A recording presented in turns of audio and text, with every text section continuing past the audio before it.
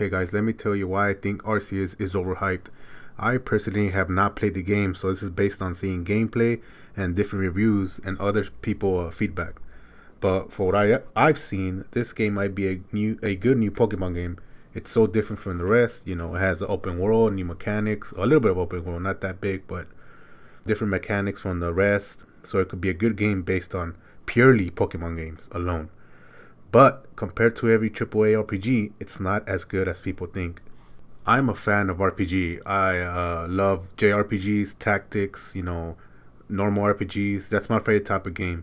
So when I see people review saying there's a 9 out of 10, a must play, you have to play this game, I just don't see it. There is more Pokemon like games out there that are way better. For example, Persona 5, which has the capture demons, which is basically capturing Pokemon, and you level them up, you fuse them, stuff like that. Also, one of the newest games that just came out on the Switch is Shin Megami Tensei 5. That one is basically a Pokemon like game. It's you capture your demons. It has a really good story, really difficult. So if you want a challenge, But one of the games that I really want to talk about is Ni no Kuni Wrath of the White Witch. I know it's an old game, but this game is what Pokemon should be, besides the open world mechanic that Arceus has, that they're going to the right direction, being a little bit open world. And it's so underrated, it's crazy. This game is so good that if you're a Pokemon fan or a fan of RPG and a good story, this game is a must play. Like, it's really good. It has your capturing monsters, which are called familiar. Basically Pokemon, you could evolve them, feed them, make them stronger, grind, level them up, stuff like that. And it has like 300 of these throughout the game, more than Arceus, by the way, which Arceus has like 240 something Pokemon, I can't remember, something like that. But it has like over 300 familiars in this game. The gameplay is like turn-based, kind of like Pokemon, which is turn-based, but also a mix of action RPG. Because, for example, when you throw your familiar or take your familiar out, basically your Pokemon, you take them out, and you could control them, right? And when you control them, you can also do actions, like if it's a turn-based, and you have like a little timer.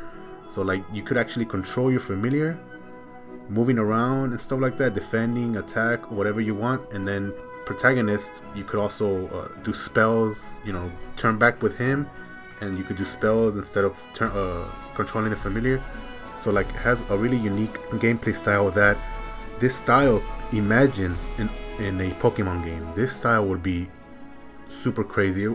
This is what I envision Pokemon in the future, where when you throw the Pokemon, you can control the Pokemon, you know what I mean? Like, this is why Ni no Kuni was so underrated, because when I played this game, I was like, why can't Pokemon do this? Throw the Pokeball, Pokemon comes out, and then you could control. It doesn't matter if it's like, a little bit of basic moves or whatever. I mean, you could even do it like kind of like Tales of games, where you could control or do combos or whatever you want with it, and also go back to your trainer, use your items or whatever you want. Like, this is what Ni no Kuni did back then in the gameplay. It has a really good story that will make you cry. It has good voice acting, and the graphics and animation, oh man, it's so good. The animators who helped make the game was Studio Ghibli, so it literally looks like a film from Studio Ghibli in a game. It's so good. And that's one of the main things that I see people complaining about Arceus, the graphics. And I know it's not all about the graphics, but and I agree with that. It's not about the graphics if the story is good, or if the story is really good, or the gameplay, which I doubt Arceus has a really good story. Like, I'm pretty sure it's just an okay story, The gameplay, it's good, but compared to other RPGs, the same thing, you know what I mean? Like, there's not really that much out of ordinary, So my complaint is, how can an old ass game like Ni no Kuni look way better than this new game that just came out?